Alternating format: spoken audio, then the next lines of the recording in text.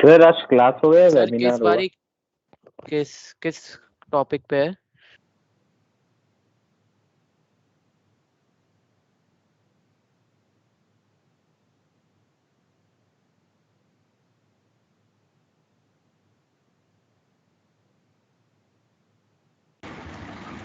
Good afternoon, sir.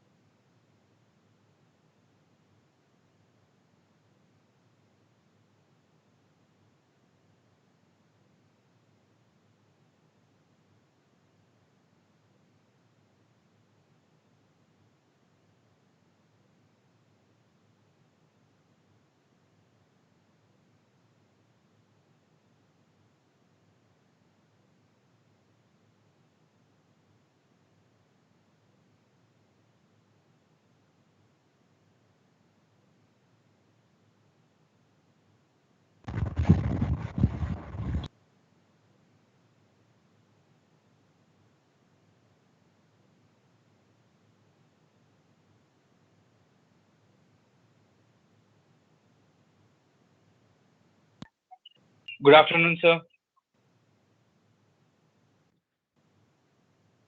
कुछ दिख रहा आप लोगों को? Good afternoon, sir. आफ्टरनून दिख Yes, रहा sir. है? Yes. तो आज इसी पर हम लोग बात करेंगे। अब इसमें बहुत सारी चीजें हैं, है ना? It is prepared by my home. Excuse me sir. हाँ बोलिए। सर ये फिजिक्स से रिलेटेड होगा या फिर Uh, normal time management sir वगैरह एक्चुअली से? मेरे को आपसे कुछ पूछना था कि मेरे पेपर आ रहे हैं, तो आप वो motion in a plane straight line की क्लास कब लोगे? ओ यार, बीच में एक्चुअली मैं पता ही था, अभी मैं फिजिक्स ले लूंगा। मैं कब आ रहा है तुम्हारा? सर अभी 10 अगस्त से पेपर है, तो आप आज उसके ले पहले? सकते हो? आज तो मेरी 8 बजे तक क्लास ही है बेटा। आज कल मैं अरेंज कर दूंगा, ठीक है ना? सर आधा चैप्टर आपने करवा ही दिया था, आधा हाँ बचा हाँ है। हाँ ठीक है ठीक है। ये सर बस लास्ट का सेक्शन बचा हुआ है। हाँ कोई नहीं मैं करवा दूंगा। 10 कल और इसके बाद फ्राइडे को लेकर करा दूंगा, ठीक है? Okay sir, thank you sir. Yes sir, teams पे बता देना।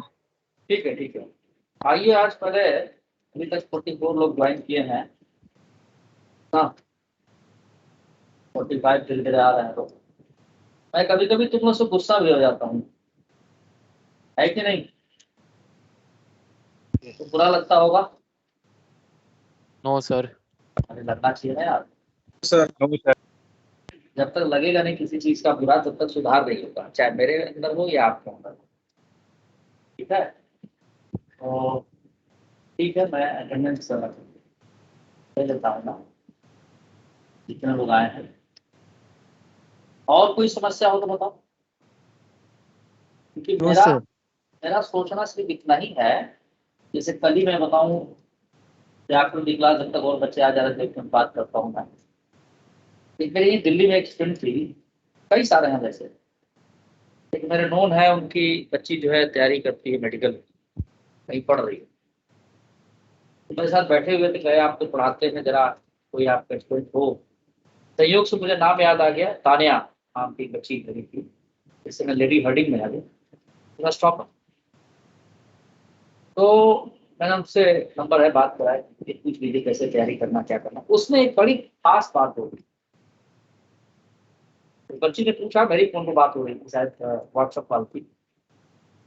वो अभी पीजी के लिए फाइट कर रही है। उसी के बैच का एक बच्चा था, अदीस सेठी, 5th रैंक करता है, 5th rank, he was my student.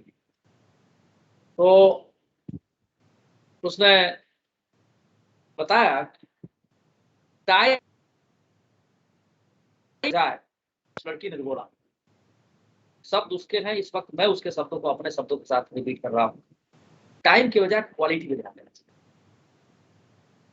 नट से उसने बताया कि तुम 2 घंटा पढ़ो, 4 घंटा पढ़ो, 10 घंटा पढ़ो, ये मैटर नहीं करता। जो आप पढ़े उसमें कितनी क्वालिटी है, कितना आपने सीखा, ये मैटर। इसीलिए कई बार जब बच्चे मुझे एडवाइस करते हैं, आप लोग के बीच में से खासतौर से कुछ एक बच्चे, सर ये मत लिखो, टाइम लग रहा है। अरे भाई, जब मैं टीचिंग में आया तो मेरे एक सीनियर थे जिसको मैं आज भी भगवान की तरह से मानता हूँ, हर्ष कुमार सिंह जान, ये पीटी में बताया, बहुत अच्छे टीचर, वेरी गुड टीचर। उन्होंने एक बात सिखाई थी कि अगर जरूरत पड़े तो 2x2 4 भी लिखना है तो उसे भी लिखिए, बस सोचिए कि बच्चों को आता है। ये उनके अंदर एक हैबिट डाली कि एक बात पर ध्यान देना, और मैं उस बात को गांठ बात, उनके पढ़ाए बच्चे काफी जगह पर सक्सेसफुल है। और वो समझ लो उनसे पढ़ा तो मैं नहीं हूँ, लेकिन उनके साथ काम किया, उनसे सीखा हूँ, उनकी बातें मुझे हमेशा याद रहा। Dhruv are here, Dhruv I think Dhruv is present, yes sir. Dhruv Kumar, can you hear me बेटा? Yes sir. ठीक है। जैसे मैं आप ही लोग के बीच में से कुछ एक बच्चों की बात करूं, जब मैं डिफरेंशिएशन का फार्मूला डिराइव कर रहा था तो कुछ बच्चों ने कहा, जैसे कि एक श्रेय राणा है शायद, उन्होंने भी कहा था सर डिराइव मत करें, डायरेक्ट लीजिए। हाँ ठीक है, और कोई चाहता है कि शॉर्टकट मिल जाए, बगैर काम किए हमको फल मिल जाए, ऐसा कभी हुआ नहीं, एकदम नहीं हुआ। ये सोचो कि बिना मेहनत के आपको परिणाम मिल जाएगा, नहीं मिलेगा, कभी नहीं मिलेगा। जो चाहते हो वो तो मिलेगा ही, ये बात आप समझ सकते। इसी सब चीजों के ऊपर ये एक वेबिनार रखा गया ताकि इसमें आपको ये जानकारी हो सके कि क्या क्या चीजों पर फोकस करना है ड्यूरिंग आवर स्टडीज। ये बहुत जरूरी है। पढ़ाई तो ठीक है, करते ही हैं, सब लोग करते हैं अपने अपने हिसाब से, लेकिन पढ़ाई करते वक्त किन किन बातों पर ध्यान रखें ताकि ज्यादा से ज्यादा नंबर हम उठा सकें। जो मैंने अपने एक्सपीरियंस से सीखा ड्यूरिंग टीचिंग, है ना, मैं कोशिश करूंगा आपको कुछ हद तक उसमें बता पाऊँ। ये तो खैर नाम सभी लोग जान रहे हैं, आकाश प्लस बाईजू, इसी ऑर्गेनाइजेशन हम सभी काम कर रहे हैं, आप लोग पढ़ भी रहे हैं, तो वेल नोन है। अब यहाँ पर देखिए ये सब स्लाइड्स, आप इसके विषय में मैं इतना ही कहूंगा, इस पेंडेमिक में जब आपका न स्कूल ठीक ढंग से चल रहा है, बहुत सारे बच्चों का स्कूल नहीं चल रहा है, ठीक है, तो कम से कम एक अल्टरनेटिव व्यवस्था इस तरह की है इस ऑर्गेनाइजेशन ने की ताकि आप एग्जाम के लिए अपने आप को प्रिपेयर कर सके। हाइब्रिड मॉडल की बात आप जानते ही, मान लीजिए जैसे जब ऑर्गेनाइजेशन खुलेगा तो आप क्लासरूम में भी आ सकते हैं अगर आपके पेरेंट अलाउ करें। टेक्नोलॉजीज प्लस वैदिक एक्सपर्टीज, इसका क्या मतलब तुम लोग समझ रहे हो? हर्ष कुमार सिंह, मैं तुमसे जानना चाहूँ, तुमको देख के क्या लगा टेक्नोलॉजीज प्लस वैदिक expertise, what does it mean? नीचे लिखा भी है, कोई एक बात, कोई yes, बोलो बेटा बोलो। yes sir. हाँ बताओ तुम इसको सर पढ़ इसका के मतलब है सर, यस सर, सर इसका जो मैंने जो पॉइंट ऑफ व्यू है मेरा वो ये है कि सर जो डिजिटलाइजेशन के साथ जो एक्सपेंडिशन,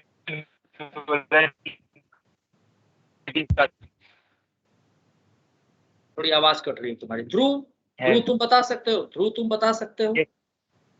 यस सर। सर हाँ। यहाँ पर बोल रहा है कि ये जो भी फैकल्टीज हैं वो टेक्नोलॉजी के साथ साथ मतलब जो पुराना तरीका है उन दोनों को मिक्स करके यहाँ पर लर्निंग को इजी किया जा रहा है। बहुत बढ़िया एक्सप्लेनेशन। देखो बेटा, ध्रुव से एक बात आप लोग सीख सकते हैं, कई बच्चों के अंदर ये बात होगी, बहुत सारे बच्चे बोल नहीं रहे, मैं चाहता हूं आप लोग बोले भी, आज आपका मौका है बोलने का। बिल्कुल सही ध्रुव ने एक्सप्लेन किया कि अगर आज के डेट में इंटरनेट की व्यवस्था नहीं होती, कंप्यूटर का नॉलेज नहीं होता, मोबाइल नहीं होता, स्मार्टफोन, तो शायद ऐसी क्लासेस अरेंज कर पाना मुश्किल होता।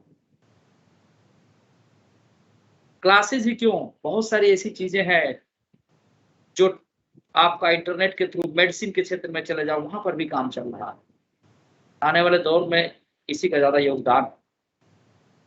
तो बिल्कुल सही ध्रुव ने एक्सप्लेन किया। वैदिक एक्सपर्टीज, जैसा कि पुरानी पद्धति जो है, पुरानी पद्धति से मतलब जैसे हम क्लासरूम में पढ़ते थे, टेस्ट सामने होता था, उसको भी इसमें इनकॉर्पोरेट कर दिया गया। जैसे देखते हो पढ़ाते समय हम लोग पूछते रहे भाई समझ में आया या कहाँ डाउट है, ऐसा नहीं कि बस लगातार बोले चले जा रहे हैं, बोले चले जा रहे हैं, कोई बच्चा कुछ इंटरेक्ट नहीं कर पा रहा है। तो बस अंतर इतना ही है ऑफलाइन और ऑनलाइन में, कि ऑफलाइन में हम आपको देख पाते हैं, आप मुझे देख पाते हैं सामने सामने, यहाँ पर भी आप मुझे देख पा रहे हैं, हम आप लोगों को शायद नहीं देख पा रहे हैं, बस इतना ही फर्क। बहुत बढ़िया एक्सप्लेन किया ध्रुव आपने, थैंक यू वेरी मच बेटा। अब देखिए रिजल्ट ओरिएंटेड टेक्नोलॉजी, कौन बताना चाहेगा? जैन साहब आप कुछ बोलेंगे? रिजल्ट ओरिएंटेड टीचिंग टेक्नोलॉजी क्या मतलब इससे है? सर इसमें ये है कि हमें हार्ड वर्क और स्मार्ट वर्क दोनों ही फॉलो करना है, लेकिन आज के टाइम पे स्मार्ट वर्क को अगर हम फॉलो करेंगे, कम समय में इफेक्टिव स्टडी करेंगे, तो ही हमारा स्कोर अच्छा आ सकता है और कॉम्पिटिटिव लेवल में हम अच्छा परफॉर्म कर पाएंगे। बहुत बढ़िया। तो स्मार्ट वर्क से तुम क्या समझते हो?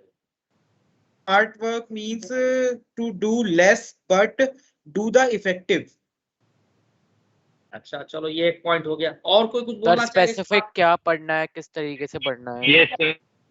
बहुत सर अच्छा, सीधा बहुत काम बढ़िया मुताबिक बढ़िया। पढ़ने, इधर आलतू फालतू की चीजें नहीं पढ़नी। अरे वाह श्रेय, क्या नाम है तुम्हारा? The quality study. हाँ हाँ सर सिलेबस ओरिएंटेड ही पढ़ना है, ज्यादा अच्छा, कुछ। चलो चलो चलो, ये मेरे यहाँ ही प्रिपेयर हुआ, मैंने ही प्रिपेयर करवाया इसको, इसलिए मुझे पता। देखो स्मार्ट वर्क में ध्रुव तुम्हारा कुछ ओपिनियन? हर्ष कुमार सिंह आप कुछ बोलना चाहेंगे? स्मार्ट वर्क से आप क्या समझते हैं? यहाँ मैंने हाँ ध्रुव बोलो। सर कम टाइम में ज्यादा वर्क करना, ज्यादा रिजल्ट ऑब्टेन करना, वो स्मार्ट वर्क का एक पार्ट होता है। अच्छा ठीक है, मैं मान लिया, लेकिन कैसे इसको करोगे? How to do? सर जैसे सर जो हमारा सिलेबस है, हम अभी हमारा मेन टारगेट सर जेई का है, सो जो हमारा सिलेबस है जेई का सर उससे ओरिएंटेड लेके करना है। जो सब्जेक्ट जिस टॉपिक में ज्यादा डेप्थ है उसे ज्यादा डेप्थ में करना है, ऊपर ऊपर तक करना है, उसमें ऊपर ऊपर तक लेवल वाइज लेके चलना है। ये नहीं कि सब्जेक्ट में हम ज्यादा ही डूब गए तो डूबते ही चले जा रहे हैं अंदर तक। बहुत बढ़िया, बिल्कुल डीपली कर लिया हमने, और एक सब्जेक्ट को बिल्कुल छोड़ ही दिया, बिल्कुल कुछ आता ही नहीं उसमें जैसे। बिल्कुल बिल्कुल। नाम बताओ बेटा अपना? Sir Harsh Kumar Singh sir. हर्ष कुमार सिंह, बहुत बढ़िया हर्ष। हाँ और भी कोई कुछ बच्चा बोलना चाह रहा था? सर मैं सर। हाँ बोल, नाम बताओ पहले। सर अभय कुमार सिंह। हाँ भाई बोलो बेटा। मैं बोलना चाहूंगा कि सर स्टडी तो करनी है, लेकिन उसको इस तरीके से करना है कि हम पहले पूरे कंसेप्ट को समझें, और उसको एनालाइज करके हम ऐसा एक जिसको कहते हैं हम लोग टेक्निक या ट्रिक कहते हैं, वैसा निकालें कि एग्जाम्स में हम लोग को मदद मिले कि उस क्वेश्चन को बहुत ही जल्दी और इफिशिएंसी से सॉल्व कर पाए। बहुत बढ़िया बहुत बढ़िया। लड़कियों में कोई कुछ कहेगा?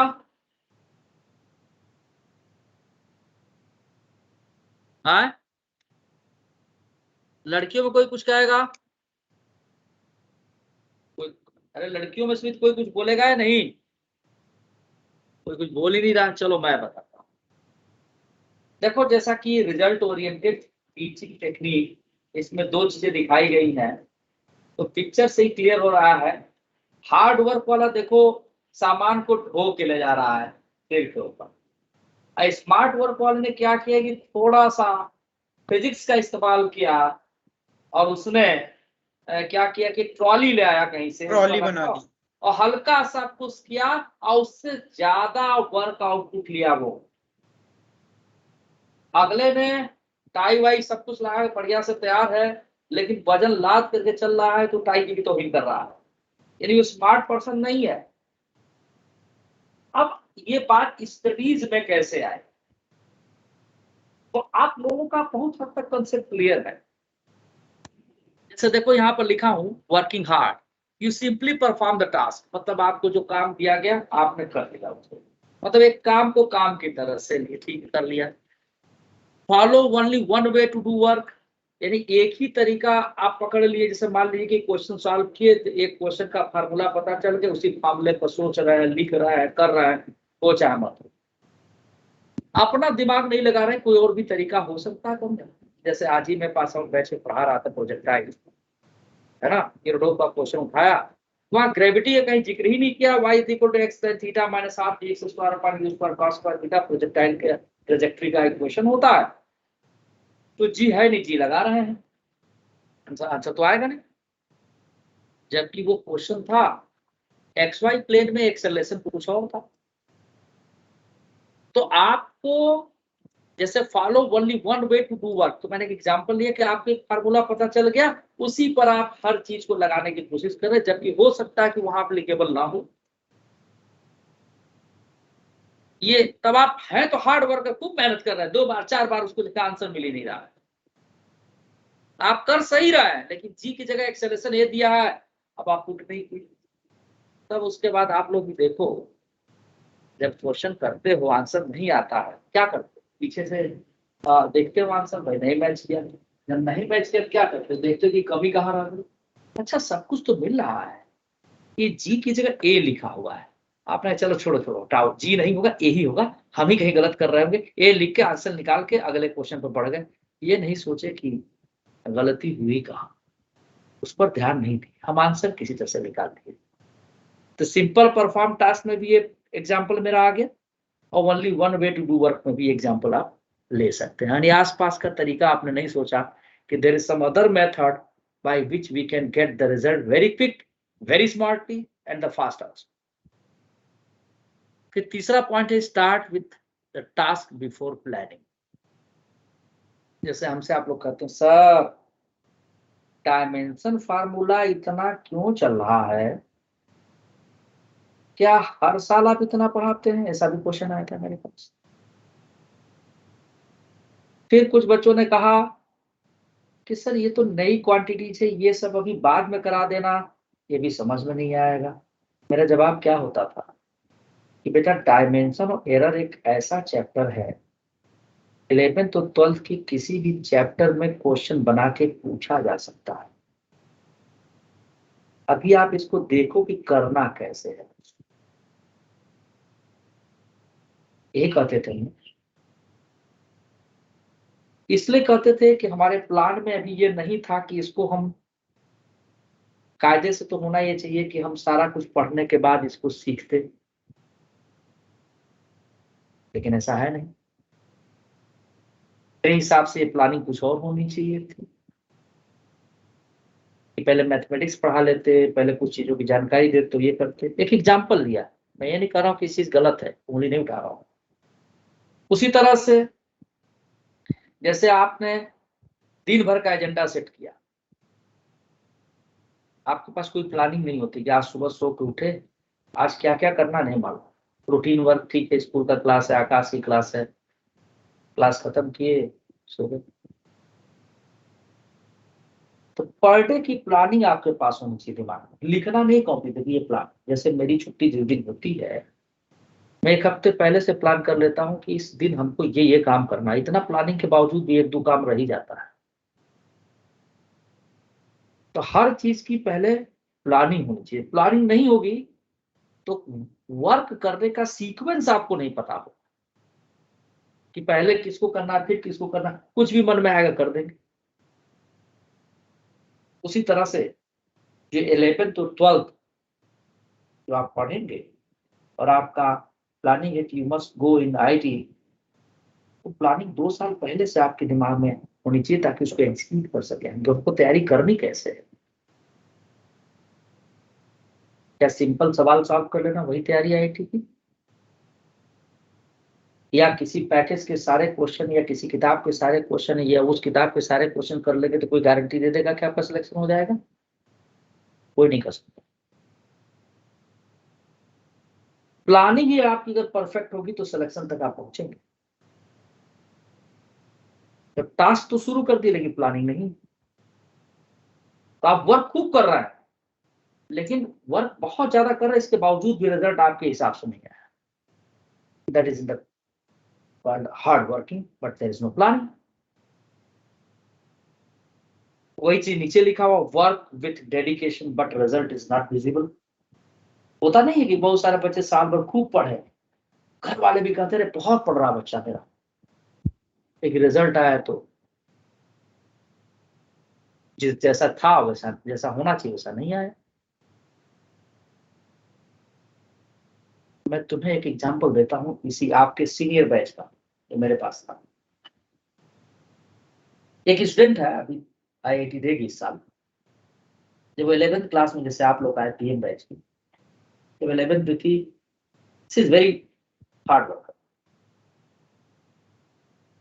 तो जनकपुरी में कई बार क्या होता था कि अब क्लास छोड़ के आया, खाना खाने बैठे, सर डाउट है। एक दिन उसने कहा कि सर मैं भी खाना नहीं खाया। हम कहा ठीक है भाई, खाना रखे, हम उस शाम गए, चलो भाई बता देते हैं। फिर मुझे लगा कि यार ये छोटे छोटे क्वेश्चन में ये प्रयास उतना नहीं कर रही, एक बार सॉल्व की, 2 बार की, इसके बाद चली आएगी, इसके मतलब इसके अंदर इम्प्रूवमेंट नहीं हो पाया। फिर मैंने उसको समझाया। बाकी टीचर लोग कहते थे कि मीडिया कर बच्ची है, ज्यादा नहीं कुछ करता है, मीडिया कर ही। मैंने उसको समझाया, देखो बेटा, जब तक कई तरीके से, देखो एक क्वेश्चन में सॉल्व करके दिखा रहा है, इसको ऐसे भी सोच सकते, इसको ऐसे भी सोच सकते, इसको ऐसे भी सोच सकते, 2-3 तरीका मैंने बताया। तुम जो क्वेश्चन सॉल्व कर लो, फिर उसको स्मार्टली सोचो कि क्या और भी तरीका हो सकता है। आप खुद से मेहनत करो, जब 2 बार 4 बार करो ना आए तब मेरे पास आओ, या जो भी कंसर्निंग टीचर सब्जेक्ट उसके बाद जाओ, देखो तुम्हारे अंदर कितना इंप्रूवमेंट होता है। शायद उसे मेरी बात समझ में आ गई। जब 11th से 12th में आई तो बहुत ज्यादा उसके अंदर चेंज था। तब तक तो कोरोना का एक फेज शुरू हो गया।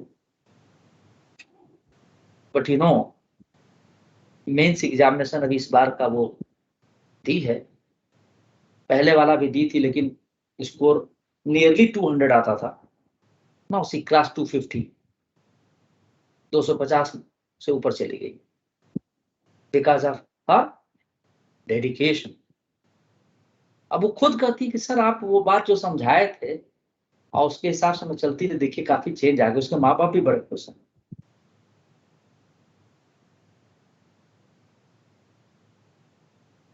तो काम करने का तरीका सही, और ये सारे पॉइंट्स का नेट रिजल्ट नीचे आप देख रहे हैं, there is more physical stress. मतलब वर्क भी परफॉर्म किए, मेहनत भी किए, रिजल्ट भी उससे आपसे नहीं आया, तो तनाव तो होगा ही। हम आते स्मार्ट वर्क का, स्मार्ट स्टडी का मतलब क्या। बहुत सारी चीज तो आप लोग खुद से जानते हैं, जैसे you get your job done with efficient way. अब इफिशिएंट वे क्या हो भाई, किसको आप इफिशिएंट वे बोलेंगे? 10 क्वेश्चन का टारगेट हमने लिया, 1 घंटे में 10 क्वेश्चन सॉल्व कर लिए, 1 घंटे में इफिशिएंट वर्क है वो?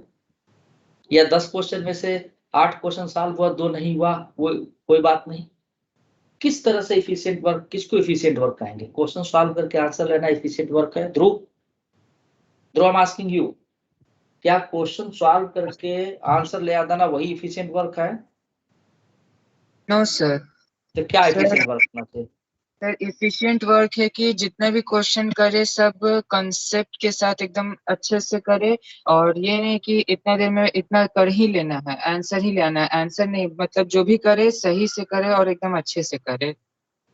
बिल्कुल सही बात इसने कही। देखो भाई, जब आप कोई क्वेश्चन करते हो तो बेसिकली होता क्या है कि क्वेश्चन जो है, जो थियरी आप पढ़ते हो उसका मैथमेटिकल इमेज है, ऐसा समझो। जैसे आजकल मैथ में पढ़ रहे हैं ना, डोमेन और रेंज, तो थ्योरी का मैथमेटिकल इमेज ही है क्वेश्चन। अब अगर आप उस क्वेश्चन में कोई छोटा सा एक पॉइंट ऐसा है जहां आपका ध्यान नहीं गया, तो आपको आंसर नहीं आता है। और हर एक क्वेश्चन में कुछ ऐसी बातें होती हैं जहां से आप कुछ सीख सकते हैं, जो हो सकता है थियरी पढ़ते समय दिमाग ना गया, इसीलिए न्यूमेरिकल कराया जाता है। तो जॉब में परफेक्शन तब आएगा जब थ्योरी के साथ जो न्यूमेरिकल अप्रोच आपने किया, ठीक है, और वहां से जो आप सीखे उसको किसी अगले क्वेश्चन में आपके दिमाग में बात है अप्लाई कर पाए, that is called deficient. Not to done your job, just you have to solve the problem, get the answer, okay, your job is finished. No. What you learn from there, that helps you in some other problem. दूसरा point देखो, ये सब जो PPT है मुझे उतना नहीं आता, ठीक है, मेरे भाई ने बनाया है, सीजन इंजीनियर। इसे लिखा look for multiple way to finish the task. जैसे हमने बताया ना कि एक क्वेश्चन को एक तरीके से किए तो दूसरा तरीका भी सोचिए, क्या पता उससे और आसानी से हो जाए। कभी कभी ऐसा होता है दूसरा तरीका बड़ा भी होता है, जैसे आज ये क्वेश्चन में रेडी साहब कर्वेचर का किया, इरडोफ का क्वेश्चन था पीएस बैच में, मैंने 3 मेथड से बताया। एक मेथड सबसे छोटा, मैं बच्चों से कई बार पूछता है, अभी तब आप लोग उस पेज पे आए नहीं हो, नहीं तो पूछता हूँ कि बड़ा मेथड बताओ छोटा बताओ।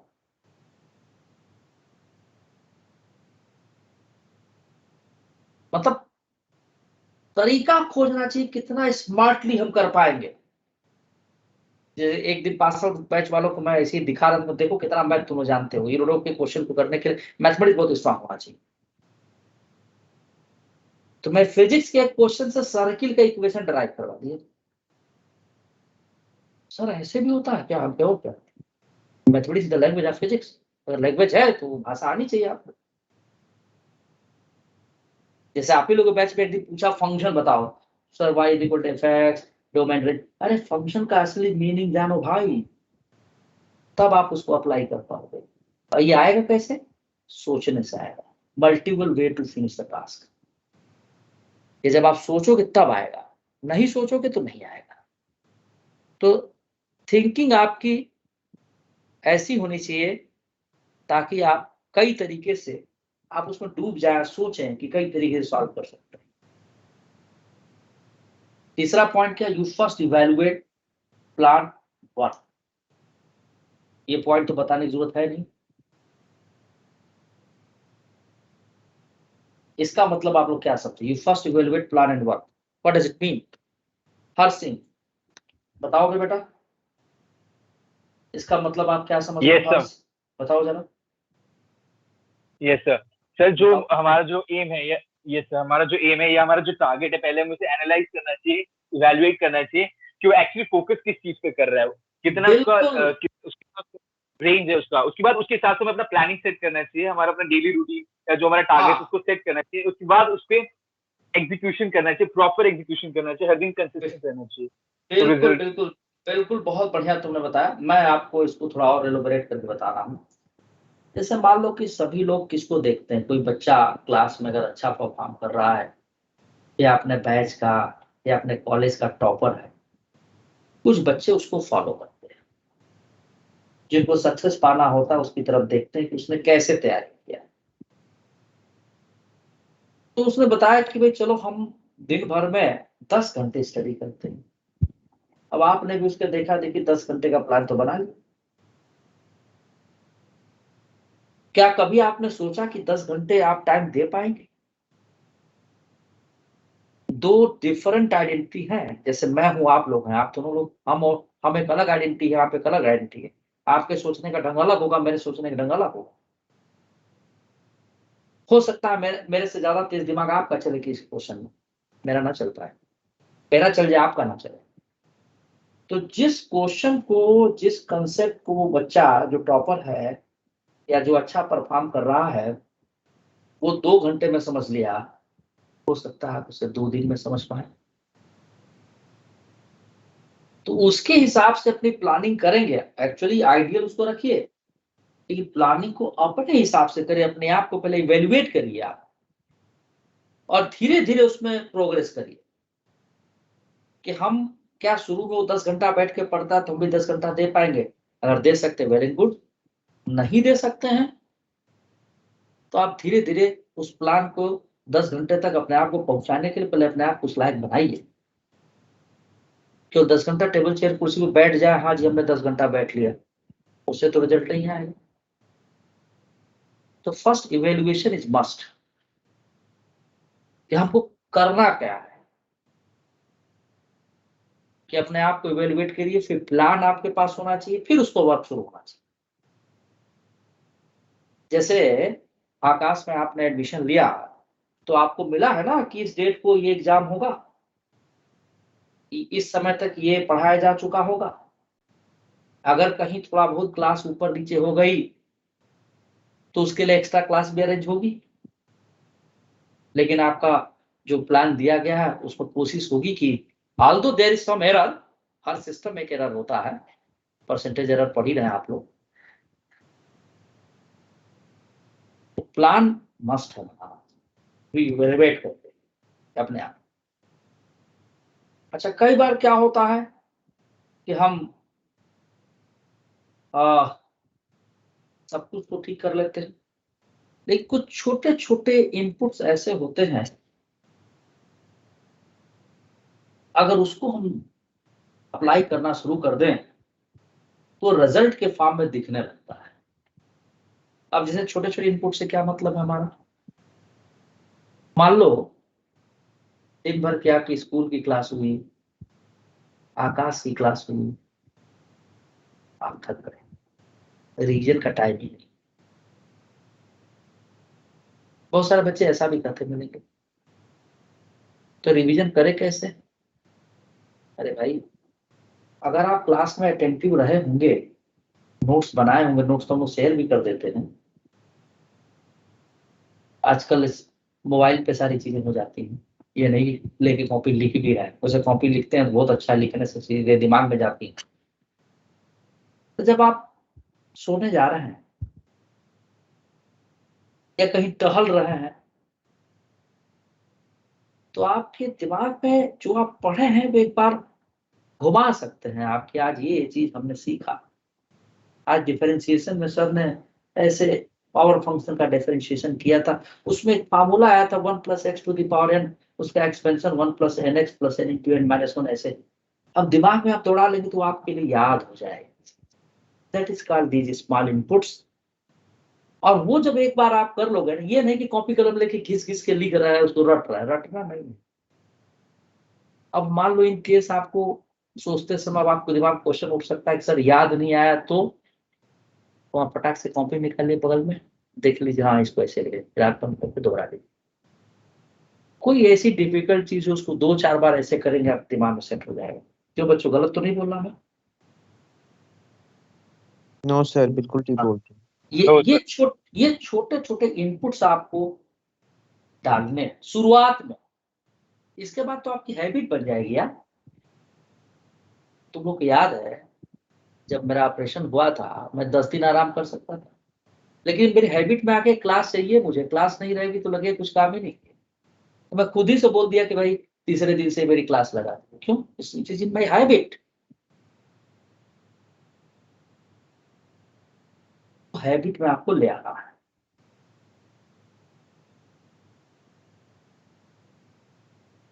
लास्ट वाले पॉइंट से आप लोग क्या समझते हैं? Mental techniques are used more and less physical strain. What does it mean mental technique? कुछ आपको समझ में है? कोई एक बच्चा, मैं नहीं कह रहा हूं किसी का नाम लेके पूछो, किसी को कोई बात इससे समझ में आ रही है तो आप क्या समझ पा रहे मेंटल टेक्निक से? सर मेंटली ज्यादा काम होता है फिजिकली से अगर कंपेयर किया जाए तो। नाम बताओ। मानस मेहता, बहुत बढ़िया। अरे यही वाली बात जो पहले हमने कहा कि भाई कॉपी कलम लेके लिखने की जरूरत नहीं, दिमाग में ही सोच लीजिए। ठीक है, पता चला आप सोने जा रहे हैं, कुछ याद आया, कॉपी कलम लेके बैठ गए, ऐसा नहीं, सोच लीजिए कि ऐसे करना है या ये चीज ऐसे पढ़ना। हमारा सारा फोकस एजुकेशन पे लेके होगा। तो 3-4 चीजें यहां से आपको उठानी। एक, इफिशिएंट वे में वर्क को कंप्लीट करना है, यानी जो नोट्स वगैरह बनाते हैं वो प्रॉपर बनाएं, ऐसा बनाएं कि उसे जब पढ़ें तो अच्छा लगे पढ़ने में। आप देखते हो ना, मैं लिखते समय कई बार फिगर बनाते समय भी शायद आप लोग को ना वो मौका मिला हो, मैं कई बार मिटाता हूँ तो लोग सोचते हो यार बड़ा सुंदर बनाने की कोशिश करें, क्यों इतना टाइम वेस्ट कर। नो, वो टाइम वेस्ट नहीं है। जब आपके सामने वो खुलेगा तो आपको देख के अच्छा बड़ा कलरफुल लग रहा है, सर ने बड़ा अच्छा बनाया है, तो पढ़ने का मन करता है। अगर एक किताब आपको ऐसी दे दी जाए जिसकी प्रिंटिंग ही ठीक ना हो, पढ़ोगे उसको? बताओ, नहीं पढ़ोगे, मन नहीं करेगा। No sir. और वही उसका प्रिंटिंग कलरफुल हो, तमाम हो, लिखा ट्रिक लिख रहा है ऐसे कुछ बना बना के, अरे बड़ा बढ़िया किताब है यार, मीन्स प्रेजेंटेशन बढ़िया होना चाहिए। दूसरा, सबसे पहले आप डेली बेसिस पर प्लान आपको बनाना पड़ेगा। मन में सोच लिए कॉपी कलम लिखने जो कहते टाइम टेबल नहीं बन पा रहा है, अरे नहीं, अब जैसे कल का है तो सुबह उठ के सोच लीजिए, आज रात को सोने से पहले यार कल स्कूल का काम यहाँ से आता है, कल ये होमवर्क है, ये ऐसे करना ऐसे करना, फिर इसके बाद आकाश क्लास की, फिर इसका इतना टाइम मिलेगा मुझे, इतने देर खेलूंगा, तो आप उसको अपने दिमाग में फिक्स कर लीजिए। उसके हिसाब से आपका जो बायोलॉजिकल क्लॉक होगा खुद ही कहने लगेगा भाई तुमने ये सोचा था करने के लिए। तो एक बार ये आपके हैबिट में आना चाहिए। ठीक, आगे बढ़ता हूँ मैं। आई होप ये क्लियर हो गया होगा। एजेंडा सभी को मालूम है, इस पर मैं क्या बोलूं। एजेंडा क्या है बताओ तुम लोगों का? What is your agenda? Anyone? या सभी लोग बताइए क्या एजेंडा है आपका? सर जी एडवांस, जेई एडवांस क्रैक करना, बिल्कुल सही। तो एजेंडा क्लियर है एकदम। कुछ बच्चों का नहीं क्लियर इसलिए बोल ही नहीं रहे भाई। मैं सुनना चाहता हूं किनका किनका एजेंडा है आईआईटी जेई में जाने के लिए। किसी का नहीं है क्या? सब लोग एक साथ बोलिए ना, तब तो समझ में आए कि हाँ भाई मुझे। यस सर, लड़कियां, थैंक यू लड़कियां, आप लोग भी पार्टिसिपेट करिए भाई, पार्टिसिपेट करिए इसमें। अब न्यूमेरिकल की जरूरत क्यों पड़ती है? Importance of numerical methods in engineering. आप जब जाओगे तो इंजीनियरिंग ड्राइंग भी सिखाया जाता है, बहुत सारी चीजें हैं।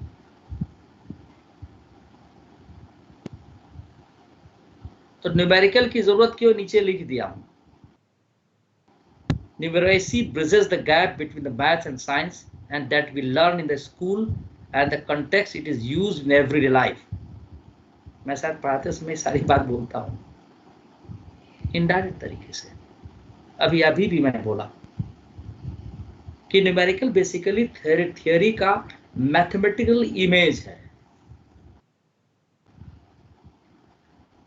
यानी जो थ्योरेटिकल पार्ट हमने सीखा स्कूल में, कोचिंग में, कहीं पर भी, उसको न्यूमेरिकल के फॉर्म में हम फ्रेम कर पा रहे हैं, नहीं कर पा रहे हैं। जैसे जब मैं frame of reference Newton's law में आऊंगा, पढ़ाऊंगा, तो मैं बताऊंगा कि फ्रेम ऑफ रेफरेंस जैसे कोऑर्डिनेट ज्योमेट्री पढ़ते हो एक्स वाई जेड एक्सिस, उसी को फिजिक्स में हम X Y Z axis with an observer is called as frame of reference. तो फ्रेम ऑफ रेफरेंस में 3 इसेंशियल चीजें होती हैं। एक 2 और 3 डायमेंशनल एक्सिस, दूसरा ऑब्जर्वर, और तीसरा इवेंट, घटना। माइक आप रखो, जो बोलूंगा तो ओपन करना। तीसरा इवेंट। मैं एक तुम लोग को लाइव एग्जांपल देता हूं, लिखा है ना एवरीडे लाइव। सपोज कोई बच्चा अपने घर से नॉर्मल डे, जो कोरोना का पीरियड ना हो, स्कूल जा रहा है या कोचिंग जा रहा है, दिल्ली में 760 नंबर की बस, कोई भी एग्जाम्पल ले लो, 883 नंबर की बस, या मेट्रो से जा रहा है, उसका डेस्टिनेशन आकाश जनकपुरी में अपने घर से उतरने का है। जब वो उतरता है मेट्रो स्टेशन के ठीक नीचे क्या देखता है? एक लेडीज जो थोड़ी ओल्ड एज थी, उसका पर्स छीन के कुछ लोग भागने लगे। उस लड़के को लगा चलो आज जो मैं इनकी मदद कर देता हूँ, मेरे बगल के रहने वाले आंटी हैं, परेशान है। तो फटाफट क्या उसने देखा कि जो पर्सन हेलमेट पहने हुए थे, चेहरा तो देख नहीं सकते, बाइक से मान लो, कम से कम बाइक कौन सी है, पल्सर है, होंडा क्या है पता नहीं, और उसका नंबर प्लेट दिमाग लगाए तो नोट कर लिए। खुद तो पकड़ नहीं सकते, तो बगल में मान लीजिए पुलिस स्टेशन है, देखना जरा। तो कहे चलिए आंटी जी, मैं वहाँ हम लोग मिल के इसको FIR कर देते, फर्स्ट इंफॉर्मेशन रिपोर्ट। जानते हो पुलिस वाला क्या कहेगा? सबसे पहले तुम्ही को कल्प्रिट समझेगा। भाई आप वहाँ क्या कर रहे थे? तो आप बताएंगे कि भाई मैं आकाश में पढ़ने जाता हूँ, इतने बजे से मेरी क्लास चलती है, और ये मेरा आई कार्ड है। तब वो सेटिस्फाई, ओके ओके ये स्टूडेंट है।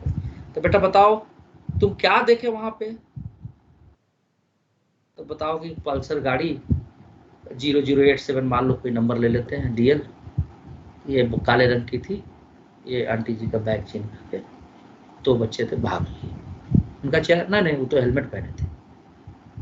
तो कितने बजे ऐसा घटना हुआ?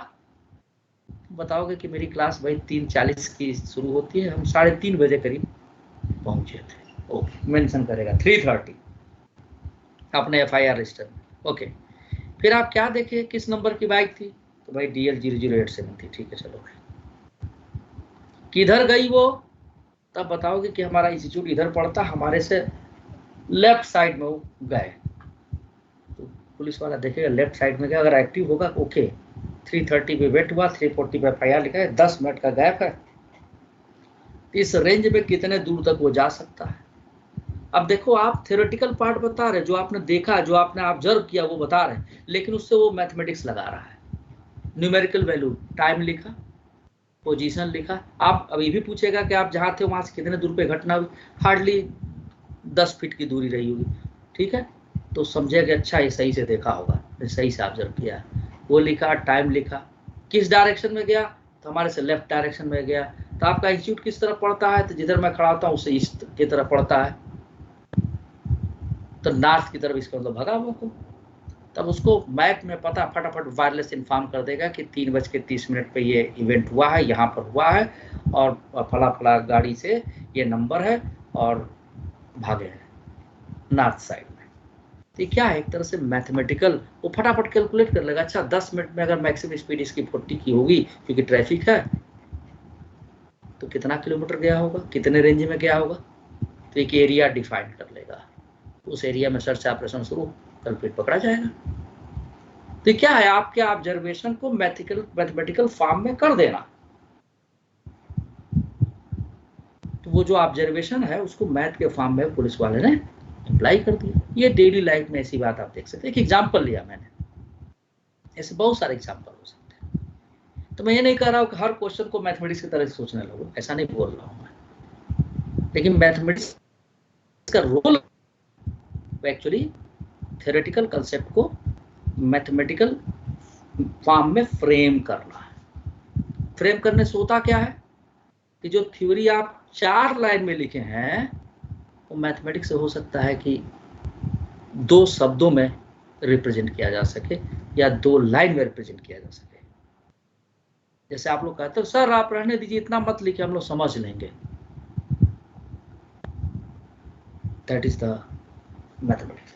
कोई कुछ और बताना चाहेगा इस पे? इसको पढ़ के किसी के दिमाग में कुछ और आ रहा हो तो you are free to say anything. बच्चों मेरे साथ मैं आपको इनवाइट कर रहा हूं कि अगर आपको कुछ दिमाग में आ रहा हो तो बोलिए, या मैं आगे बढ़ी। बात समझ में आ गई? Importance of numerical methods in engineering. Hello, answer? Yes sir. ठीक है, आगे बढ़ते हैं। अब आता है कितने टाइप के न्यूमेरिकल्स आपको IIT में फेस करने हैं तो 4 टाइप के। सिंगल मल्टीपल को एक ही मैंने बना दिया है। एक तो सिंगल चॉइस का क्वेश्चन आएगा और दूसरा मल्टीपल आएगा। तो IIT में 2 पेपर होते हैं एडवांस में, पेपर 1 एंड पेपर 2। IIT के विषय में ये नहीं कहा सकता कि पैटर्न कब कैसा रहेगा। हर बार वो पैटर्न को उसको चेंज कर देता है, लेकिन पैटर्न में कुल मिला के यही रहेगा। इसमें ज्यादा से ज्यादा क्या जुड़ सकता है? एसर्शन रीजन पहले आया करता था, एक आध 2 मैट्रिक्स मैच आया करता था। ठीक है, वो अभी पहले आता था, अब नहीं आ रहा, तो फिर हो सकता है ऐड कर दे। फिलहाल अभी आज के डेट में इतने टाइप के क्वेश्चन पूछे जा रहे हैं, single, multiple, comprehension type, integer. अब कंप्रिहेंशन टाइप मुझे याद है कि बोर्ड में इंग्लिश में हम लोग पढ़ते थे अनसीन पैसेज। हमारे समय में कोई वो इंग्लिश में कोई स्टोरी लिख देता था और हिंदी में भी आता था, उसमें अब आप पढ़ करके उसमें नीचे क्वेश्चन आंसर होता था, उसको आंसर करिए। तो कंप्रिहेंशन टाइप का क्वेश्चन अब फिजिक्स, केमिस्ट्री, मैथमेटिक्स में भी IIT में आता है। तो कंप्रिहेंशन टाइप में होगा क्या? कभी आपने देखा कंप्रिहेंशन टाइप का क्वेश्चन? किसी ने देखा हो, किया हो, सॉल्व किया हो? आप में से कोई भी? एनीवन? हर्ष कुमार सिंह, एनीवन? कुछ आइडिया है कंप्रीहेंशन टाइप क्वेश्चन के? ध्रुव आपको? इंग्लिश में किया।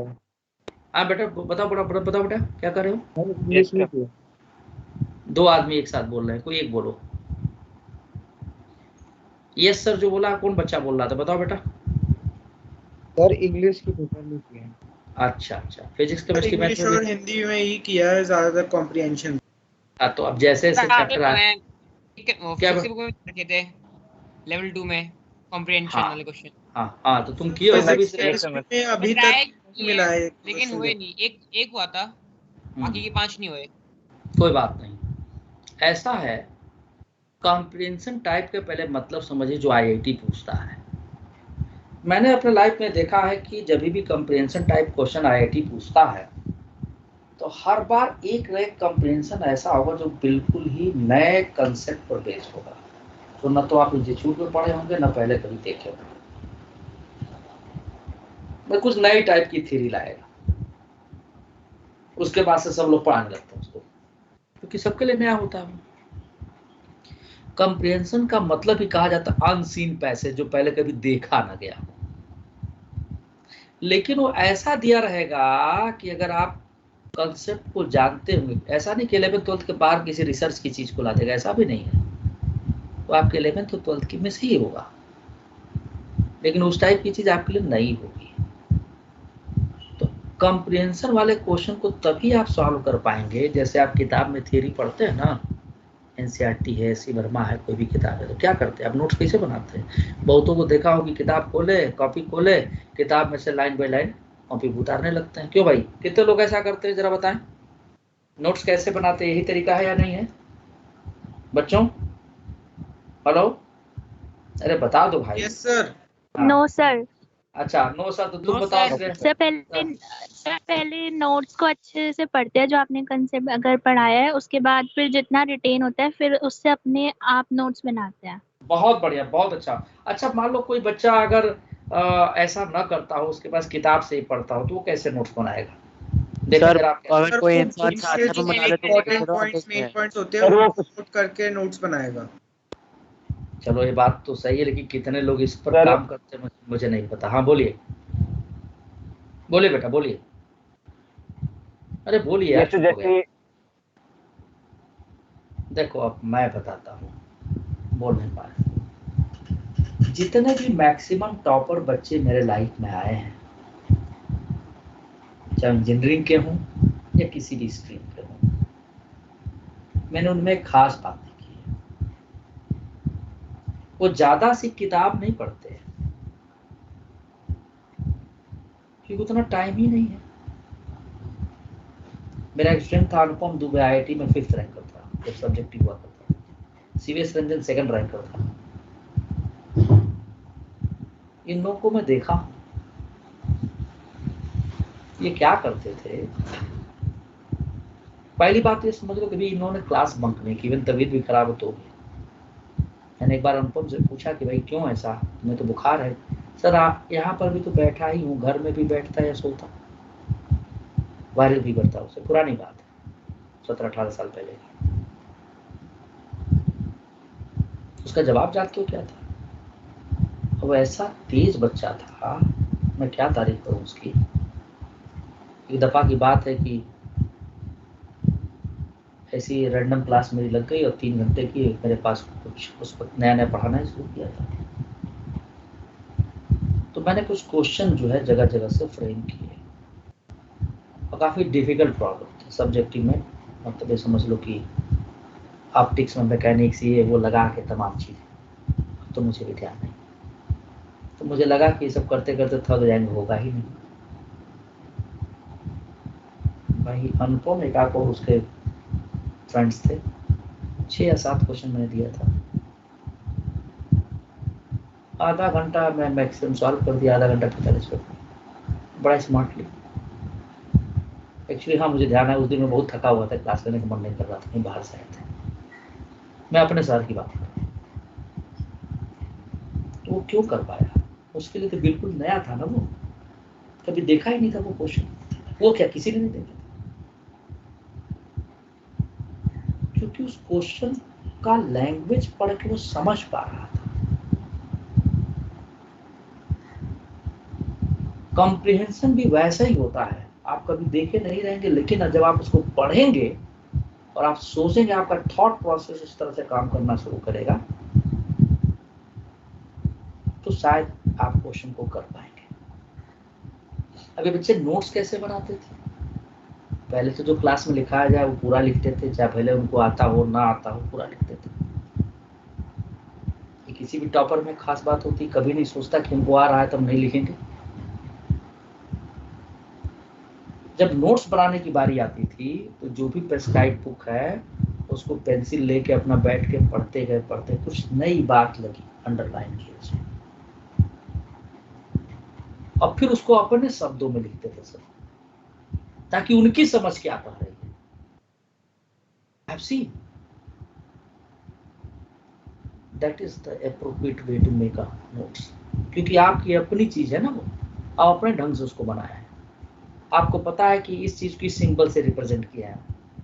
मैं देखता था कई बार अनुपम जो किसी एक पर स्टार बना देता था, किसी पे कट लगा देता था, तो मैं पूछा भी था कि स्टार कौन?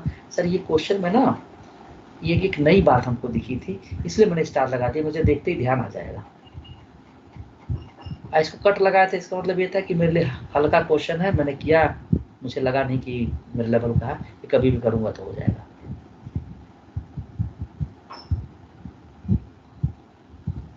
तो नोट्स बनाने का ढंग ये है।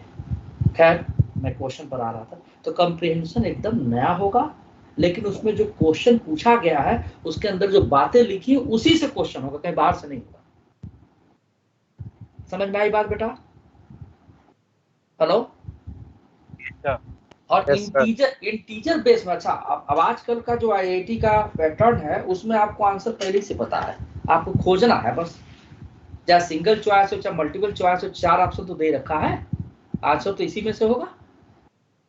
और सब्जेक्टिव क्वेश्चन होता था तो उसमें तो हमको आंसर पता ही नहीं रहता था। That is the difference, means answer is in front of you. Integer base में भी ऑप्शन नहीं दिया है, लेकिन आपको पता है कि सिंगल डिजिट का इंटीजर है या डबल डिजिट का इंटीजर है। फ्रैक्शन में तो आ ही नहीं सकता। तो अगर आपका आंसर फ्रैक्शन में आ रहा है, इसका मतलब आप वो नहीं जानते हैं, नहीं सॉल्व कर पा रहे हैं, गलत कर रहे हैं। बात समझ रहे हैं? तो ये सब चीजें ध्यान रखना है एग्जाम देते वक्त। आइए आगे बढ़ते हैं। देखो मैं यहाँ वही बात लिख दिया गया है, multiple choice question. One of the most obvious pros of this form of the questioning is that the actual answer is visible.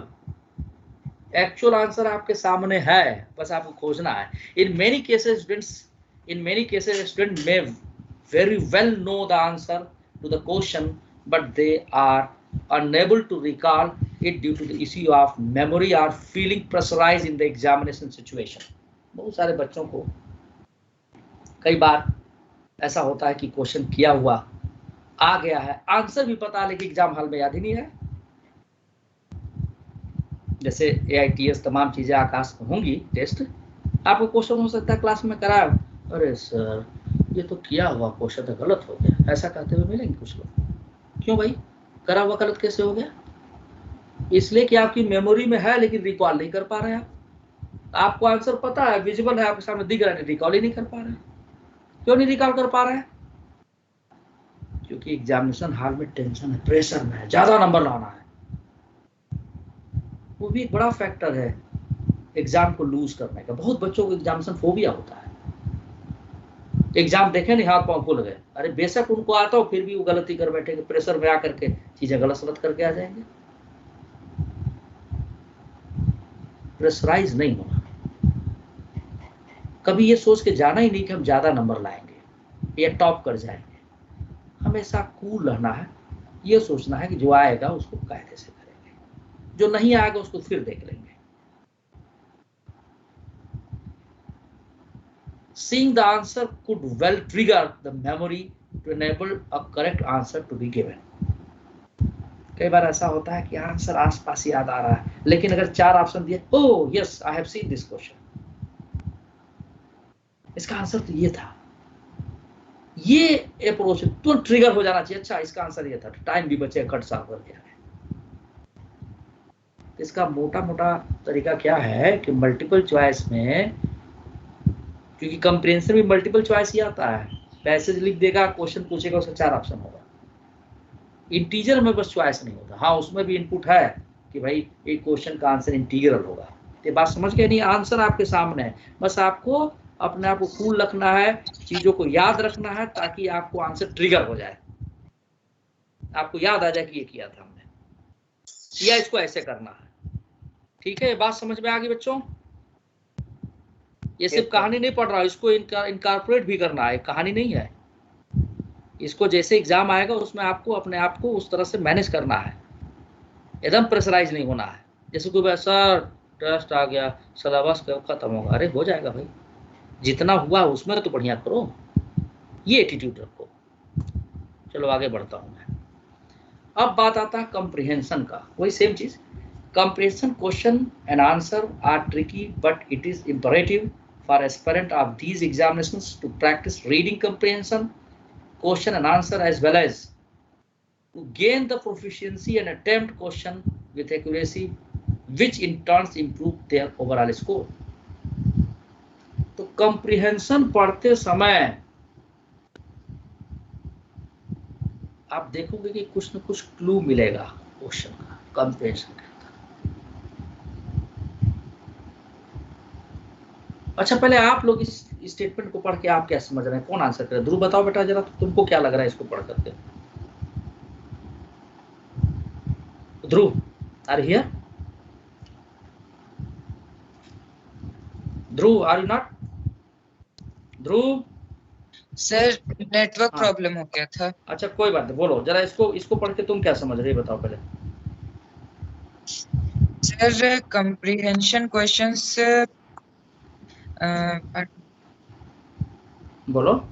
तो यहाँ पर कंप्रीहेंशन क्वेश्चंस जो होते हैं सो हमारे लिए एक तरह से बेनिफिशियरी ही है, क्योंकि सारा कुछ डेटा हमारे सामने दे रखा है, बस उसको हम लोग को पढ़ के खुद को मतलब समझना है क्या दे रखा है, एंड उसमें से ही आंसर खोजना है। सारा आंसर हमारे सामने ही होता है, बस हम लोग को उसको अपने थॉट प्रोसेस के थ्रू उसको समझना होता है, फिर इजीली सारे क्वेश्चन सॉल्व हो जाएंगे। अच्छा, बिल्कुल सही ध्रुव ने कहा कि उसमें अगर आप उसका कंसेप्ट समझ पा रहे हैं, उसमें जो लिखा गया, जो क्रक्स पॉइंट है, जहां से क्वेश्चन पूछा गया है, अगर वहां तक आप पहुंच गए पढ़ते समय, उस बात का ध्यान रखें, तो डेफिनेटली आप क्वेश्चन को सॉल्व कर सकेंगे। Harsh Singh, are you agreed? Everyone is agreed? क्या ऐसा ही होता है? Yes sir. ठीक है, yes sir. Thank you very much, thank you very much. अब integer type question. Integer type question are one where the answer is an integer. पहले ही बता रखे थे हम आप लोगों को, आंसर क्या है? एक इंटीजर है। Unlike the multiple choice question where the student need to select one of the provided option for the given question, यानी कि जहां पर आपको दिया गया है 4 ऑप्शन, जिसमें से एक सेलेक्ट करना आपको, ठीक है, ये दिया गया है। लेकिन यहां ऐसा कुछ है नहीं, पहले बता रखा था।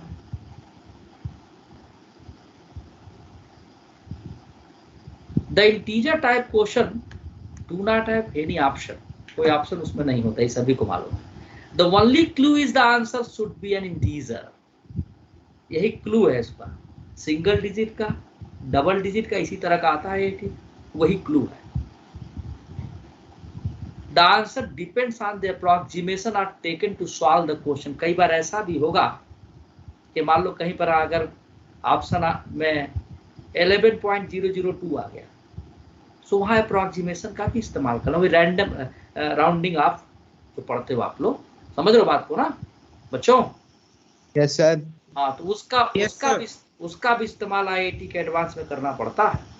कई बार आप सॉल्व करोगे, मान लो जी की वैल्यू IIT ने 10 लेके किया, आप 9, एग्जाम्पल ले रहा हूँ, 9.8 लेके किया, तो लगभग आसपास मिलता रहेगा। कई बार क्वेश्चन में लिख दिया जाता है नियरेस्ट टू 1 डिजिट, ऐसा कुछ कर, तो अप्रोक्सीमेशन का भी इस्तेमाल करना पड़ता है। Hence, student need to be very careful while solving these type of questions.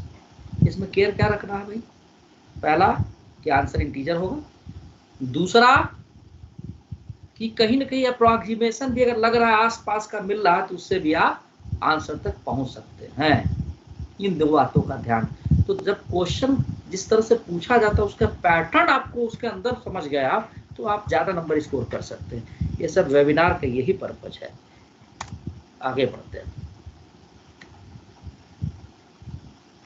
ये ढक गया यार, इससे ये कहाँ से कंट्रोल जाएगा? हाँ ठीक है। Prepare and study the plan that's simple and easy to follow.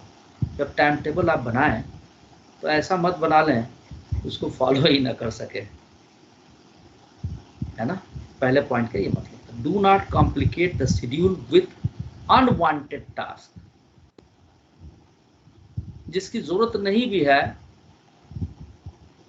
उसके हिसाब से अपनी शेड्यूलिंग ना करें।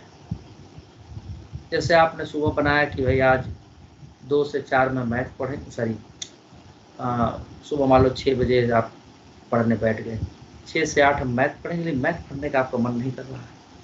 आपका मन कर रहा है कि यार अभी केमिस्ट्री पढ़ने का मन क्या कर रहा है, ये इंग्लिश पढ़ने का मन कर रहा है। तो जिस समय जो मन करे वो करिए आप। उस समय वो चीज़ के लिए अनवांटेड हो गया, क्योंकि पहले से प्रेशराइज करना, इस समय तो मैथ ही पढ़ना, ऐसा नहीं होना चाहिए। आप आवर अपना डिस्ट्रीब्यूट कर लीजिए। कभी जब होता नहीं है कि आज यार फिजिक्स का बड़ा डिफिकल्ट टॉपिक है, थोड़ा मजा नहीं आ रहा है, इसको बाद में कर लेंगे, ऐसा मैथ वाला बड़ा अच्छा चल रहा है, तो जो मन करे वो पढ़िए।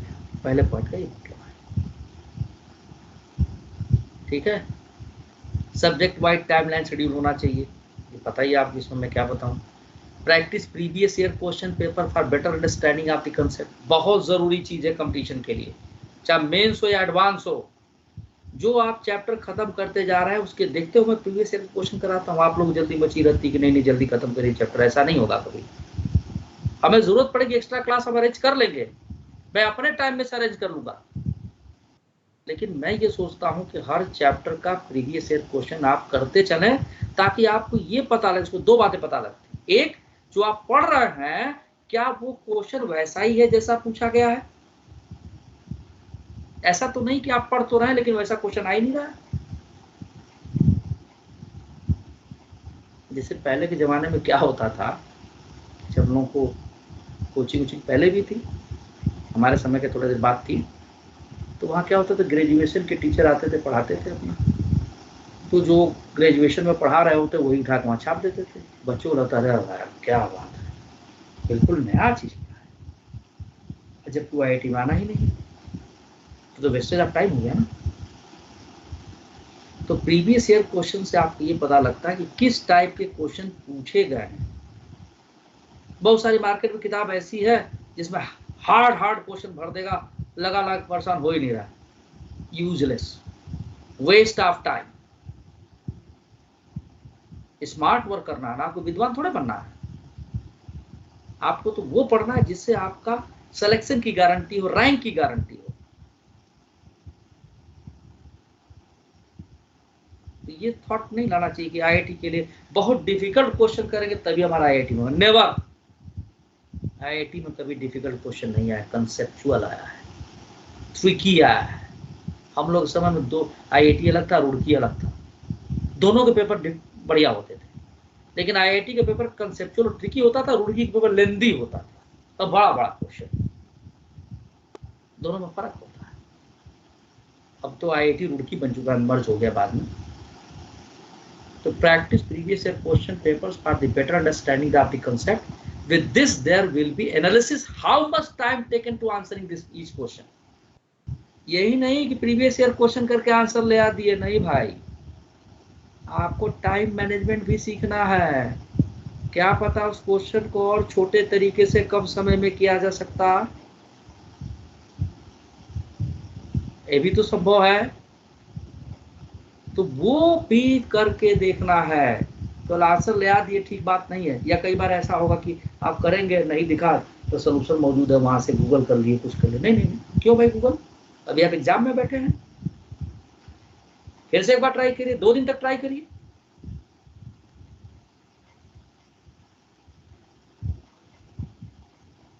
मुझे खुद एक घटना अपने ऊपर याद आ रही है, बड़ी पुरानी बात है। मैं क्वेश्चन उलझा हुआ था और 2 दिन लगभग बीत गया था, स्ट्राइक ही नहीं कर रहा, था बड़ा आसान क्वेश्चन, लेकिन स्ट्राइक नहीं कर रहा था। एक दिन मैं बस सुबह उठ के सब कुछ नहा रहा था, चूंकि क्वेश्चन मेरे दिमाग में चल रहा था लगातार कई दिनों से, कैसे सॉल्व करें इसे। नहाते समय स्ट्राइक कर गया, बस तो फटाफट ये किए, जल्दी जल्दी फट से आगे। मेरी माँ कही कि सब पानी पानी कर दिए घर यार। तो रुको अभी, कॉपी निकाले, भीग गया और फटफट लिख ले, कहीं भूल ना जाए मेरे से स्ट्राइक के आइडिया। फिर अपना तैयार हुआ, फटाफट फिर सॉल्व की सॉल्व। बड़ा हैप्पीनेस मिला, ओह मेरे से तो सॉल्व हो गया। मुझे याद है वो एक कैलकुलस की किताब आती है, आई मेरॉन, उसका क्वेश्चन था, लेकिन स्ट्राइक नहीं कर रहा था। तो हमारे सबकॉन्शियस माइंड में चल रहा था लगातार, सोते उठते जागते बैठते। और अपने से सॉल्व करने में जो मजा आता है, तो उसी तरह से आप PQI करिए, प्रीवियस ईयर क्वेश्चन, PYQ, तो आप जो है नकल मारने की कोशिश न करें, अपना दिमाग इस्तेमाल करें। जब एक बार आपकी प्रिपरेशन पूरी हो जाती है, जैसे एक चैप्टर का हो गया, तीसरा पॉइंट पर आता हूं, develop strategy to take the questions with allotted time. तो मान लो कि उस चैप्टर के 10-20 क्वेश्चन आप ले लीजिए उठा के, और अगर सिंगल चॉइस क्वेश्चन है तो हार्डली अपने आप के सवाल 2 मिनट टाइम रख लो, 20 मिनट के अंदर क्वेश्चन हो जाना चाहिए। आपने 20 मिनट में देखा कि आपसे 20 में से 10 ही क्वेश्चन, घबराना नहीं है। फिर आप ये देखिए 10 में से सही कितने किए हैं, आंसर मिलाएंगे ना, पता चला उसमें भी कुछ गलत है। तो अगली बार क्या क्या गलतियां किए हैं पहले उसको खोजिए, रेक्टिफाई करिए, और फिर जो नहीं आया है उसको फिर करने की कोशिश करिए, कहीं हेल्प लेके कैसे, या खुद से सोच के पहले। तो धीरे धीरे आपका इम्प्रूवमेंट होता चला जाएगा। इम्प्रूवमेंट एक दिन का खेल नहीं है, it is a year long process, और आपके परफेक्शन की तरफ बढ़ते चले जाएंगे। Include time for revising the syllabus to check the topics that might have been missed. ये तो बता ही चुके हम, रिवीजन चाहिए भाई। कोई टॉपिक मिस हो गया है, भूल गए, उसको भी रिवाइज करते रहिए। अगला पॉइंट है, follow the regular study routine during the day for high productivity in your preparation. बहुत सारे बच्चे क्या करते हैं, 4 दिन तो खूब जम के पढ़ेंगे, 2 दिन आराम करेंगे। अरे 4 दिन पढ़ लिए कोई बात नहीं, 15 दिन सोएंगे जी। तो जो कुछ 4 दिन आप में गेन किया है ना, सब माइनस में चला गया। आप 4 दिन खूब मत पढ़िए, जितना रूटीन बना उतने पढ़िए, कम ही पढ़ लीजिए, लेकिन रेगुलर बेसिस पे स्टडी होनी चाहिए। ये नहीं कि खूब मेहनत किए 4-6 दिन, इसके बाद बैठ गए, ऐसा नहीं होना चाहिए। Regularity is must. Keep calm and be relaxed at the same time. If the mind is calm, you will able to follow the time table effectively. पता चल रहा है दिमाग में तो कहीं और कुछ चल रहा है जी, आज ये फिल्म आई है, हम तो देख नहीं पा रहे हैं, या फलाने जगह घूमने जाना है, तो पहले घूम आइए फिर पढ़िएगा। न तो आप घूम ही पाएंगे न पढ़ ही पाएंगे।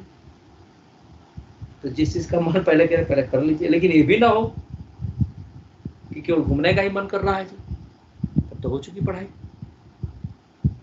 कूल और काम होकर के अपने माइंड को हमेशा कूल रखिए, काम रखिए, ताकि स्टडी इफेक्टिवली कर सके। और टाइम का जिसने जो थर्ड लास्ट पॉइंट है, first and foremost value and respect time. जिसने टाइम का आदर नहीं किया, रेस्पेक्ट नहीं किया, वो कभी जीवन में आगे नहीं बढ़ा है, चाहे हम हो, आप हो, कोई भी हो। टाइम वेस्ट करने के बाद फिर दोबारा वो टाइम आपके इस जीवन में तो नहीं आ सकता है, किसी के भी नहीं आ सकता। एग्जाम्पल के तौर पर मैं I want to become an civil servant बनना चाहता था। क्या मैं आज बन सकता हूँ? तो गवर्नमेंट कहे कि चलो भाई कोई बात नहीं, इस एज में भी तुम एग्ज़ाम दे दो, पढ़ने का मन ही नहीं करेगा, मुझे सब कुछ से निपट के तो भी नहीं करेगा। इसलिए जो वक्त पढ़ने के लिए आपको आज मिला है ना, वो कल नहीं आएगा, ये अभी नहीं समझ में आएगा। जब ये समय निकल जाएगा, 1-2 साल 3 साल बीत जाएगा और नहीं पढ़े रहो तो समझ। आज ही कुछ बच्चे मेरे से रिक्वेस्ट कर रहे थे हाथ जोड़ करके कि सर 12th में बड़ा कम नंबर आया है सर, क्या करें सर। IIT एडवांस देने लायक भी नहीं बचे हैं। तो आज वो रियलाइज कर रहे थे कि जो वक्त मिला था पढ़ने के लिए वहाँ नहीं किया, तो फिर से एग्जाम देंगे, वो भी गारंटी नहीं है, उसमें भी कितने लोग घबराए हुए हैं, सर कैसे तैयारी होगी। इसका सीधा सा मतलब है कि पढ़ाई नहीं किया है। तो टाइम का रेस्पेक्ट करिए, create a to do list every day basis. हमें क्लास के अलावा कितनी देर पढ़ना चाहिए? ये पर्सन टू पर्सन डिपेंड करता है बेटा। सर फिर भी एवरेज तो कम से कम आफ्टर द क्लास आप 5 से 6 घंटा मान लीजिए। संदीप पात्री जो ऑल इंडिया रैंक 1 हुआ था मेरा स्टूडेंट, उसकी माँ का स्टेटमेंट था टीवी पर चैनल पे इसी दिल्ली में, मैं भी था वहाँ पर, फोटो भेज दूंगा देख लेना, 2012 में। उसने कहा कि उनकी माँ ने कहा कि सर बड़ा below medium class family, London में रहता अभी वो, कहा कि सर खाना बना कर रख जाती थी, इतना मशगूल रहता था कि रात को 2 बजे उठ के आऊँ तो भी जो है खाना ऐसे पड़ा होता, तो मैं खिलाती थी। एक जुनून हावी हो गया था उसके ऊपर,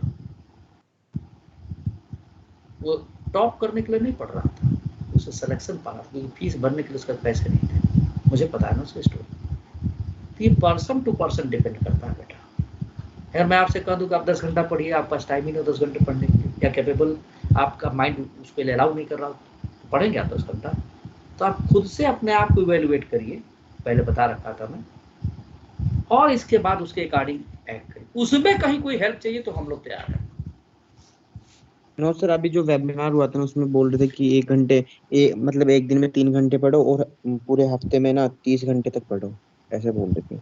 ठीक है, कोई बात नहीं, तो मिनिमम टाइम है, that is the minimum time. कि एक दिन में 3 घंटा पढ़ें, पूरे हफ्ते में 30 घंटा पढ़ें, कोई 30 से ज़्यादा भी पढ़ सकता है, कोई 30 से कम भी पढ़ सकता है। तो हम कैसे कम आपको कहे कि नहीं आप इतना ही पढ़िए।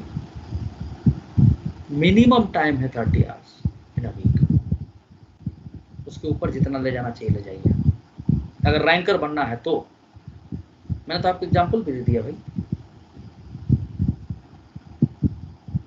क्रिएट टू डू, मतलब जैसे मैंने पहले बताया कि प्रतिदिन का आप बनाइए कि क्या क्या चीज़ आज करना है, डेली बेसिस पे प्लान होना चाहिए। लास्ट में follow the time table with complete honesty and sincerity. With this attitude you will be able to crack the exam and achieve your goal. ये तो सभी को मालूम है। ऑनेस्टी नहीं रहेगी, टाइम का रिस्पेक्ट नहीं करेंगे तो गोल तो फिर किनारे हो गया। इसीलिए स्पेशलिस्ट एडवाइस लिखा गया है यहाँ पर। अब कोई क्वेश्चन इससे रिलेटेड? नहीं तो मैं आगे बढ़ूँ। बोलो बेटा। ध्रुव, एनीवन? किसी को बात? हाँ, थैंक यू।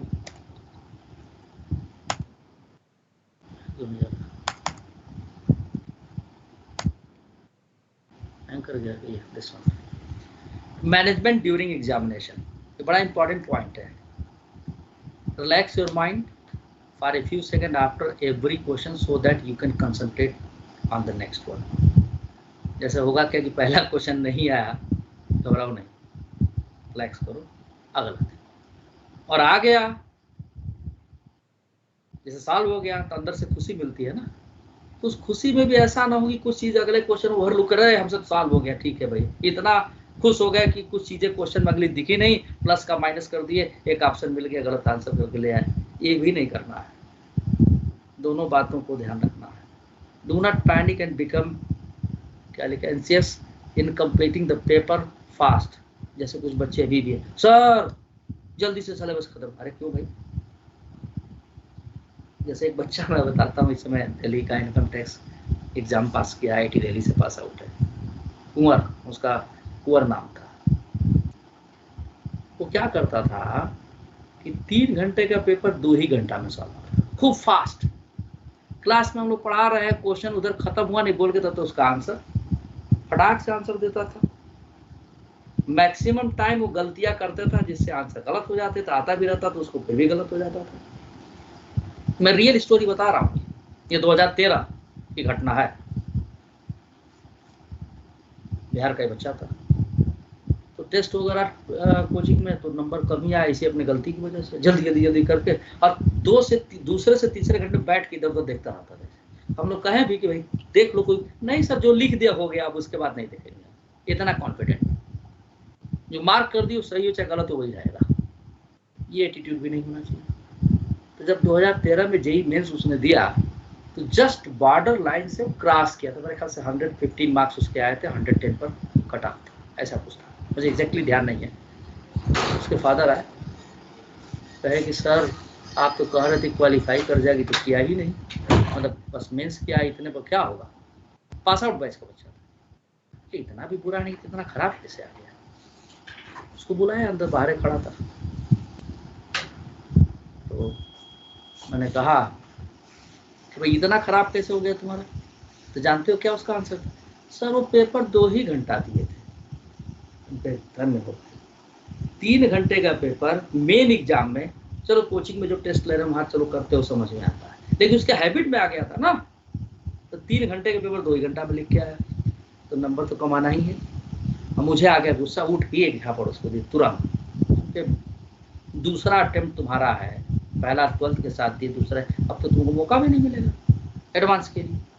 खैर 45 डेज बाकी था, लड़के को आता था, रात को कई बार मैं उसे फ़ोन करूँ पता करने के लिए, पढ़ रहा नहीं, वही फरीदाबाद में रहते थे लोग, और उसके एक चाचा IIT दिल्ली में लाइब्रेरियन थे, खूब बढ़िया मेहनत किया, IIT दिल्ली में उसका सिलेक्शन एडवांस में हो गया। सोच लो रैंक क्या रही हो, डेफिनेटली 200-300 के अंदर रही होगी।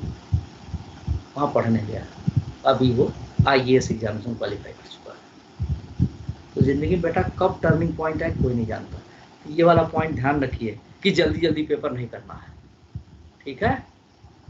During the time in your mind each question from MCQ to the long answer question based on their weightage, create the strategy in your mind for tackle the question within the time limit. आप देखते भी है कि 2 marks 3 marks ऐसा लिखा हुआ आता है। अब पता चला कि एक क्वेश्चन आपका लेंदी है, उसका भी मार्क्स 4 ही मिलेगा, और उसके अगले वाला क्वेश्चन आपको आसान दिख रहा है, उसका भी 4 मार्क्स ही है, तो आपने दिमाग में बैठा लिया कि नहीं पहले पहला वाला करेंगे फिर इसके बाद करेंगे, तो बेवकूफ़ी करी जाएगी। उस 4 मार्क्स, उसमें भी 4 मार्क्स ही मिलेगा, उसमें आपने टाइम जो है 2 मिनट का अलॉटेड टाइम है, आपने 5 मिनट लगा दिया या 6 मिनट लगा दिया, अगले 3 क्वेश्चन का टाइम आप उसी में लगा दिया, तो टाइम मैनेजमेंट तो आपका खराब हो गया, तो नंबर तो कम आएगा। ये भी नहीं करना है, इसकी पहचान होनी जरूरी है कि कौन सा क्वेश्चन लास्ट में करना है या छोड़ना है। कंपटीशन में सबसे बड़ी बात ये होती है, आप ये मत कोशिश करिए कि सारे क्वेश्चन हम सॉल्व करेंगे। Mark the question easily which you are might feeling are challenging and need more time to think, so that you can attempt this question at the last without wasting the time. वही बात जो मैंने भी कहा, सबसे last में करना है इसको। इसके बाद क्या है कि आपका focus on the easy question that, ठीक है, you know, and then spend more time on answering the difficult one. Easy question को जल्दी निपटा लीजिए फटाफट, जितना फास्ट हो सके, लेकिन फास्ट करने में गलती नहीं करना है, ताकि आपको डिफिकल्ट क्वेश्चन का टाइम मिल सके। Last one, do not be hurry to complete the paper, make use of entire time duration of the paper and spare extra time at the end for revising. ये जरूर है कि 2-4 minute ही सही, लेकिन save करके रखिए, ताकि लास्ट में पेपर खत्म होने के पहले एक बार आप देख लें कहीं कुछ गलत तो मार्क नहीं किए, ताकि उसको सबमिट करने से पहले ऑनलाइन उसमें आप कर सकें। Our motivation, end is not the end, in fact end means effort advertise. APJ Abdul Kalam, ये तो सभी जानते होंगे भाई, लेकिन इसको फॉलो बहुत कम लोग करते हैं, इस पर जरूर ध्यान दीजिए, जो शायद एक बार मैंने बोला भी है बहुत पहले। Speak 5 lines to yourself every morning, I am the best. ये फील होना चाहिए कि मुझसे बढ़िया कोई नहीं है, जैसे मैं तो करता हूँ भाई, I am the best. Second, I can do it, हम कर सकते हैं, हमारे अंदर वो क्षमता है। God is always with me, ईश्वर सदैव हमारे साथ है, हमेशा उस पर कोई भी काम करना हो नया, ईश्वर को, अल्लाह मियाँ को, वाहे गुरु जो भी हो, उनको साक्षी मान के करिए, ताकि उनके ऊपर भी प्रेशर पड़े, भाई तो हमारे ऊपर छोड़ दिया है, मेरी माँ कहाँ करती थी, अगर इसका काम बिगाड़ेंगे तो दोष मेरे ऊपर भी लगेगा। रिजल्ट आप नहीं दे सकते, रिजल्ट तो उसे वही देने वाला है। आई एम अ विनर, हम जो काम कर रहे हैं उस पर विजयी होंगे, इसका विश्वास होना चाहिए। टुडे इज माई डे, जिस दिन एग्जाम देने जा रहे हैं वो दिन मेरा होना चाहिए, ये सोच होनी चाहिए। नेगेटिव थॉट नहीं, अरे यार पता नहीं होगा कि नहीं होगा, पता नहीं कैसे करेंगे, ये आना ही नहीं चाहिए। जो जानते हो सोचो ठीक है वही परफेक्ट है, उतने में बढ़िया करके हम आएंगे। ये किसने कहा है? इन पर तो मुझे उठा ही नहीं सकते हम लोग। APJ अब्दुल कलाम को कहा, इतने एक्सपीरियंस के बाद उन्होंने कहा, तो डेफिनेटली इसमें तथ्य है बेटा, इसको फॉलो करो, देखो तुम्हारी लाइफ में चेंज कैसे आता है। ये फिनिश हो चुका है, बड़ा परफेक्ट टाइम से हुआ है। Massive thank you for all of you. अच्छा लगा तो थैंक्स, नहीं भी अच्छा लगा तो बहुत कुछ सीखने के लिए इसमें है। आप इसको फॉलो करें। My best wishes with all of you. इस तरह के सेशंस हम लोग बीच बीच में करते रहेंगे एज पर योर रिक्वायरमेंट।